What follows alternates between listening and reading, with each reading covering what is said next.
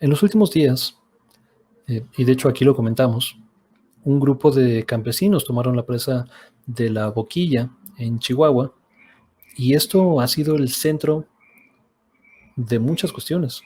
Honestamente, en los últimos días, a partir de que esta cuestión sucedió, aquí lo reportamos cuándo sucedió y de la forma en que se había dado, mayormente pacífica, aunque hubo un disparo que termina alcanzando a una persona que lamentablemente, una mujer que lamentablemente fallece y pierde la vida, pero en términos generales, o sea, y del desastre que pudo haber sido de darse un enfrentamiento frontal entre la población y la Guardia Nacional, yo creo que podemos decir que fue, en términos generales, pacífica la toma. O sea, salieron por su propia voluntad. Aquí mismo vimos las imágenes, ¿no?, de la salida de la Guardia Nacional de la presa La Boquilla. Vamos a ver una actualización de todo lo que ha estado sucediendo en torno a esta cuestión. Esta es una nota de Blanca Elizabeth Carmona de Milenio. Dice, presa La Boquilla, Chihuahua sigue tomada por campesinos. A casi 8 días de haber tomado el control de la presa La Boquilla, que se ubica en Camargo, Chihuahua, los agricultores se mantienen en pie de lucha y afirman que no se van a retirar hasta que el gobierno federal deje de extraer agua en ese sitio. O sea, ya no era, la petición original era garantizar el agua, ¿no?, para agricultores y las personas de la región. Ahora es, ya no retiran agua, ¿no?, en el fondo. Mientras que la presa Francisco y Madero, mejor conocida como Las Vírgenes, que está en el municipio de Delicias, la Guardia Nacional está a cargo del resguardo e instalaron un punto de revisión a varios kilómetros antes, desde los que es posible ver la imponente represa. En La Boquilla, los ejidatarios, quienes pidieron la reserva de su identidad por temor a represalias, han resistido la lluvia que ha caído en las últimas horas, así como las bajas temperaturas que se presentó en la madrugada. Esta es una nota de hoy. Estamos hablando de una actualización, o sea, pues casi, ¿no?, o sea, lo más al momento que podemos, sin comunicarnos con las personas de allá, ¿no?, que son quienes podrían decirnos un poco más lo que está sucediendo. El artículo habla sobre, sobre los mecanismos, ¿no?, que han estado implementando para mantener a las personas ahí, para alimentarlas, para organizarse y toda esta cuestión. Esto es de hace un par de días. Reportaron un incendio en la toma de las instalaciones y parece que se dañaron algunas de los componentes de la operación de la presa La Boquilla. Se le preguntó a López Obrador sobre este incidente y dijo que efectivamente se reportaban daños al interior de la presa y que pues iban a proceder legalmente, ¿no?, contra quien fuera responsable.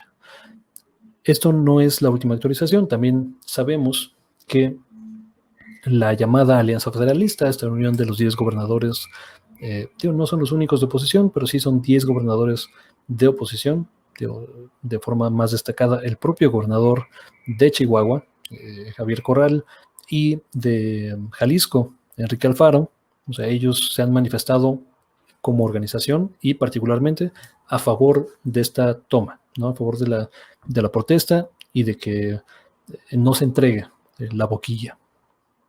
De las más recientes actualizaciones es esto que vemos por acá. De esto nos enteramos anoche y ya fue confirmado por Santiago Nieto. La unidad de inteligencia financiera a cargo de el ya mencionado Santiago Nieto congela cuentas de políticos presuntamente implicados en toma de La Boquilla. Dice, el exgobernador José Reyes Baeza, Salvador Alcántar y el alcalde de Delicias, Eliseo Compeán, fueron algunos de los políticos sometidos a esta medida. El organismo a cargo de Santiago Nieto congeló 50 cuentas bancarias de organizaciones de productores de la región. Varios de estos productores del centro sur del estado de Chihuahua y el ayuntamiento de Delicias participaron en la toma de La Boquilla para evitar la extracción del agua. Entonces, bueno, o sea, vamos a hacer como una visión un poquito más completa de lo que está pasando. ¿Por qué se origina todo esto? Como lo vimos en el segmento cuando originalmente reportamos esta cuestión, es que hay un tratado, ¿no?, de aguas entre México y los Estados Unidos, firmados en los 40s, en el que O sea, básicamente o sea, tenemos este manto acuífero que podría corresponder a uno u otro. Yo, para no estarnos peleando eternamente y desviando el caos y tal, vamos a acordar que, o sea, un año te toca a ti, ¿no? Un año me toca a mí. Tío, es un poquito más complejo que eso, no hay cuotas concretas y hay mecanismos, ¿no? Para medir y gestionar toda esta cuestión. Pero, o sea, es básicamente eso, ¿no? Un año te toca más a ti, otro año más para acá. Entonces, por eso se crea esa presa. Digo, otro contexto, ¿no? Que no es insignificante, es que la Conagua, digo, hay que decirlo, a partir del periodo neoliberal, en los últimos 35 o 40 años, ha sido más que garante de la protección de los recursos naturales, particularmente el agua, para los y las mexicanas, ha sido como un concesionario de los mantos acuíferos mexicanos para las grandes empresas privadas. O sea, tío, es eso. Tío, tan ha sido así que tienen, digo, y esto es por diseño institucional, tienen muy poquitos y siguen teniendo muy poquitos personas que se encargan de la supervisión de estos contratos, de estas concesiones que se dan a grandes empresas privadas. Digo, el gobierno, ¿no?, de Andrés Manuel López Obrador toma posesión con todo este problema y las soluciones que ha intentado, que ha dialogado, digo, tanto la directora de Conagua como la secretaria de Gobernación, como el mismo presidente cuando fue a la región, o sea, fue la propuesta de decir, bueno, o sea, las aguas este año nos toca entregar, ¿no?, a Estados Unidos. El año pasado nos tocó recibir, este año nos toca entregar y ya vamos atrasados incluso, o sea, en las cuotas que debemos dar. Dicen, lo que vamos a hacer es garantizarles a ustedes, ¿no?, a los campesinos, a las personas que viven en la región, les vamos a garantizar el abasto de agua. Y al mismo tiempo, ¿no?, o sea, no se preocupen si ven que estamos extrayendo agua para los Estados Unidos, porque ustedes tienen garantizadas el agua.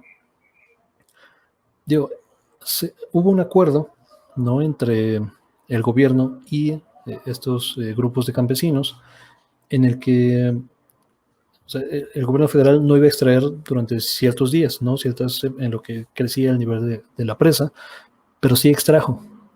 Entonces, campesinos tomaron ¿no?, las cartas en sus propias manos y dices, bueno, o sea, si tú vas a incumplir, pues yo también incumplo, ¿no? Y desconozco el acuerdo, y es más, desconozco tu facultad de administrar la empresa y vamos a tomarla.